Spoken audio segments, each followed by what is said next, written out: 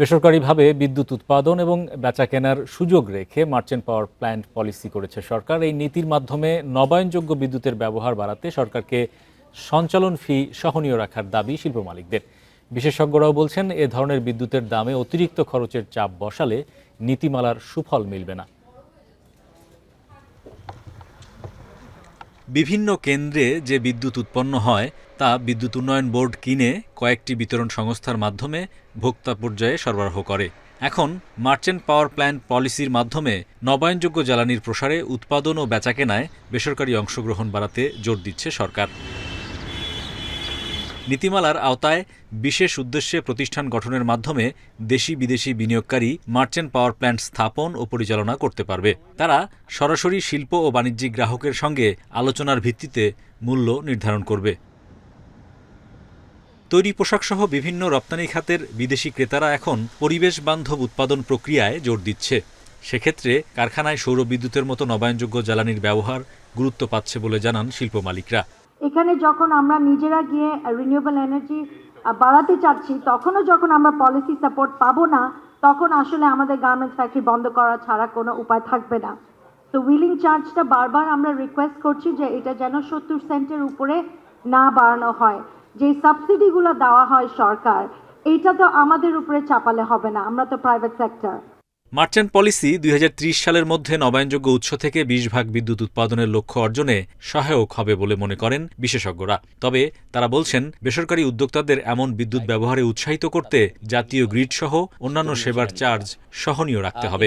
Merchant পাওয়ার policy যেটা করেছে সেটাও কিন্তু একটা আকর্ষণীয় ইনভেস্টমেন্টের একটা ইনস্ট্রুমেন্ট হতে পারে।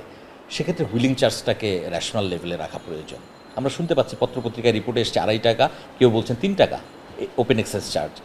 3 টাকা হলে কিন্তু আসলে খরচ আবার বেড়ে যায়। ইন্ডাস্ট্রি তাহলে কেন 12-13 টাকায় রিনিউয়েবল এনার্জি বিদ্যুৎ কিনবে?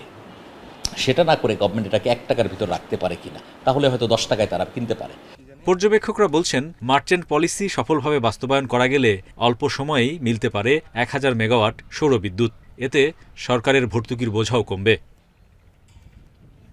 Hari Saha, independent news, Dhaka. দেশে নবায়নযোগ্য জ্বালানির চেয়ে জীবাশ্ম জ্বালানির আমদানি উল্লেখযোগ্য হারে বেড়েছে। Institute for energy economics and financial analysis IEEF এর এক প্রতিবেদনে এমন তথ্য উঠে এসেছে।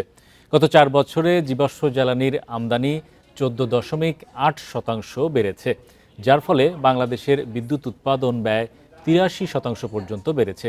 ব্যয়বহুল জীবাশ্ম জ্বালানি এবং মার্কিন ডলারের বিপরীতে টাকার অবমূল্যায়নের পাশাপাশি পর্যাপ্ত চাহিদা না বাড়ায় বড় অঙ্কের ক্যাপাসিটি পেমেন্ট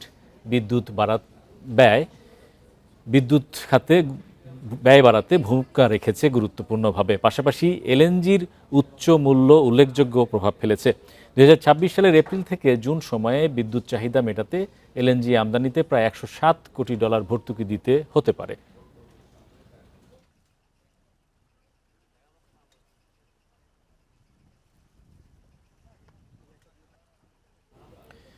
জুলাইয়ের মধ্যে অর্থ ফেরত দেওয়ার দাবি জানিয়েছেন 6টি ব্যাংক বহির্ভূত আর্থিক প্রতিষ্ঠানের ভুক্তভোগী গ্রাহকরা।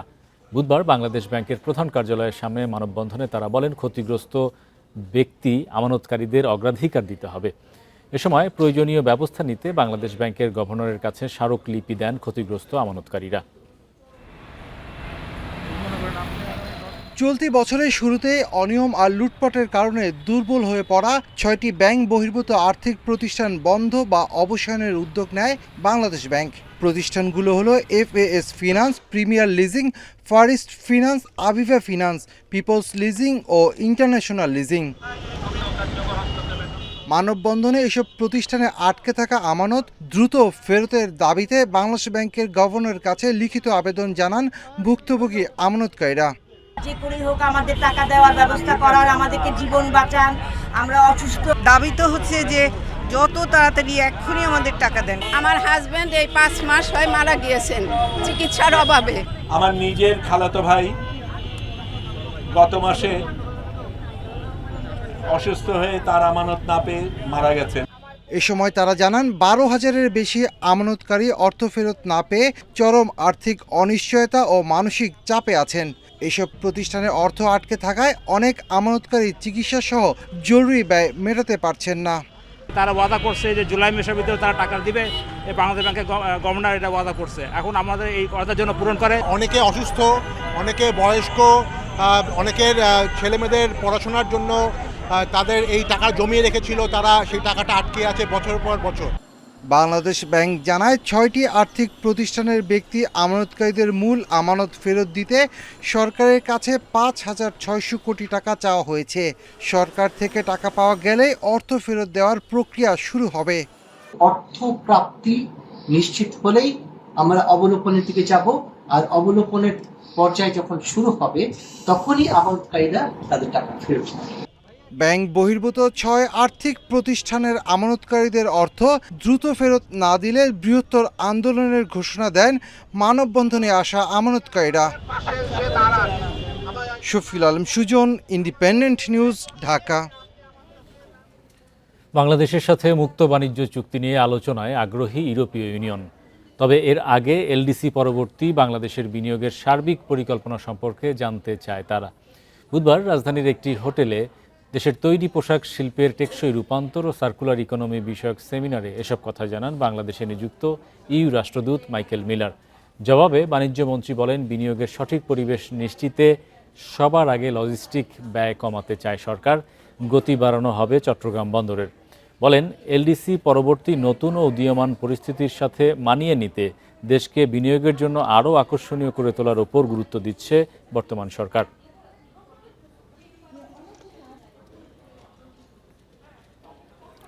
আবারও ঘুরে দাঁড়াচ্ছে দেশে সরাসরি বিদেশি বিনিয়োগ। 2025 সালের আগের বছরের চেয়ে নেট এফডিআই বেড়েছে 39.36%।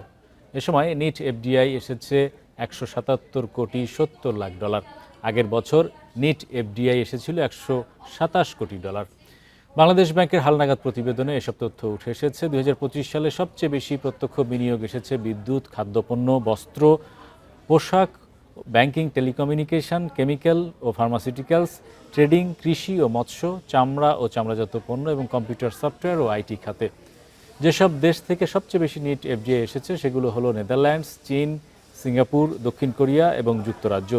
টানা 3 বছর নিম্নমুখী থাকার পর 2025 সালে বিদেশি বিনিয়োগে উল্লেখযোগ্য গতি ফিরে এসেছে।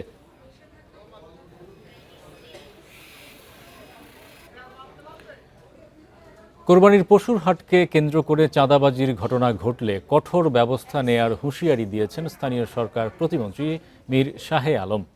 সকালে গাবতলী হাট পরিদর্শন শেষে এমন হুঁশিয়ারি দেন তিনি।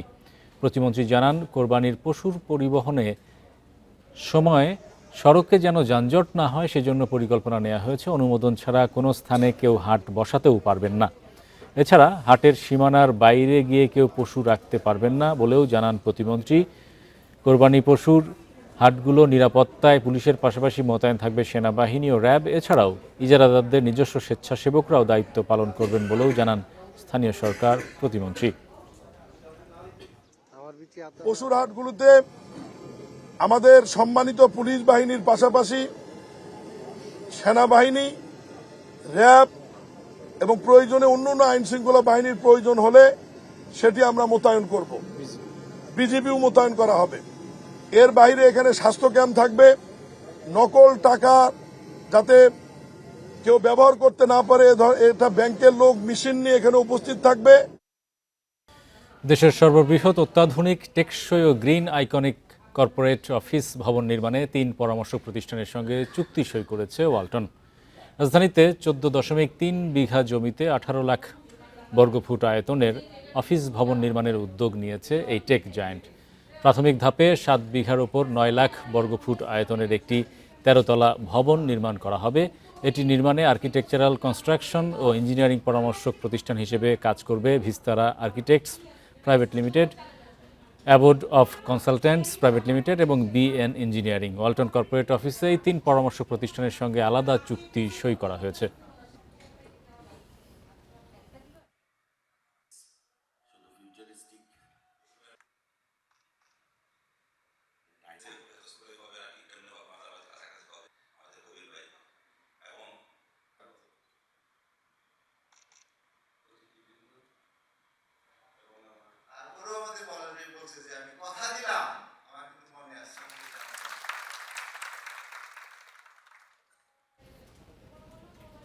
দেশের বাজারে এসেছে মালয়েশিয়ার শীর্ষ গাড়ি প্রস্তুতকারক প্রতিষ্ঠান পেরোডুয়ার নতুন মডেল পেরোডুয়া আরজু 2026 ব্ল্যাক এডিশন। রাজধানীর তেজগাঁওয়ে জমকালো অনুষ্ঠানের মাধ্যমে এই মডেলটির উদ্বোধন করা হয়। নতুন এই মডেলটি জ্বালানি সাশ্রয়ী প্রিমিয়াম 7 সিটার এসইউভি। ব্ল্যাক এডিশনের বিশেষ বৈশিষ্ট্যগুলোর মধ্যে রয়েছে গাঢ় কালার থিমের কালো theme design, unique alloy wheel ও উন্নত ফিচার। মডেলটি যৌথভাবে উদ্বোধন করেন বাংলাদেশে নিযুক্ত Malaysian high commissioner Mohammad Suhada Osman এবং পিএইচপি মোটরসের ব্যবস্থাপনা পরিচালক মোহাম্মদ আক্তার পারভেজ। অনুষ্ঠানে বাংলাদেশের সাথে বাণিজ্য সম্পর্ক জোরদারের পাশাপাশি ভবিষ্যতে অটোমোবাইল খাতে আরও সহযোগিতা করার কথা জানায় মালয়েশিয়ার হাইকমিশনার। এ সময় মালয়েশিয়ার দূতাবাস এবং পিএইচপির ঊর্ধ্বতন কর্মকর্তারা উপস্থিত ছিলেন।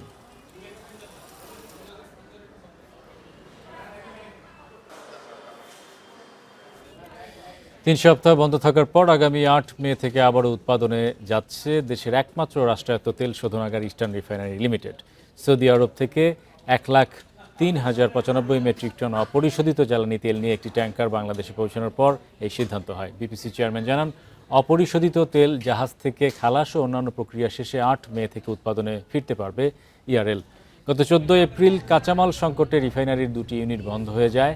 ইরান যুদ্ধের কারণে হরমুজ প্রণালী দিয়ে জাহাজ আসা বন্ধ থাকায় কাঁচামাল আসা নিয়ে বিপাকে পড়ে বাংলাদেশে আমদানি করা তেলের জাহাজ।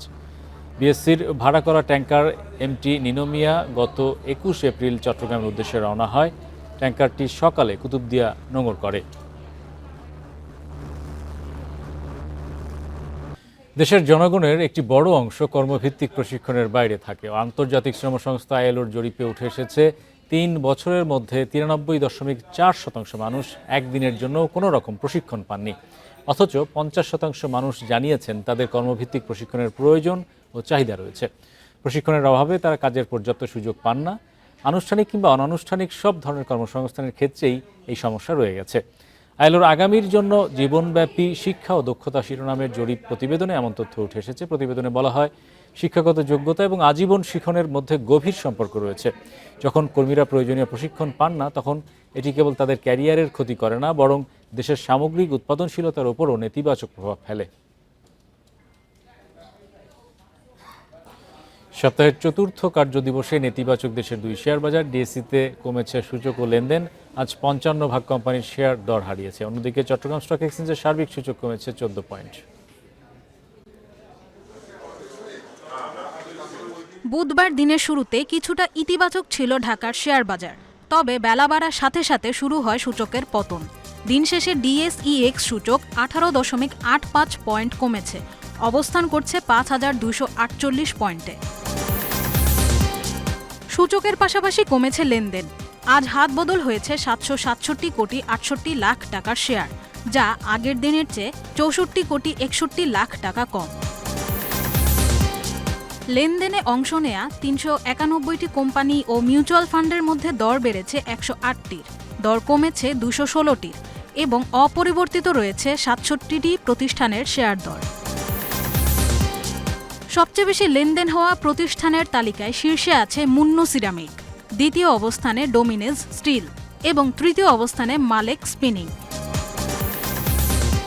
এদিকে শতাংশের দিক থেকে দর বৃদ্ধির তালিকায় প্রথমেই আছে মুন্নু সিরামিক, ইয়াকিন পলিমার দ্বিতীয় এবং তৃতীয় মুজাফফর হোসেন স্পিনিং। এই ছিল আজকের অর্থনীতি সারাদিনে। আমন্ত্রণ আমাদের পরের আয়োজনে।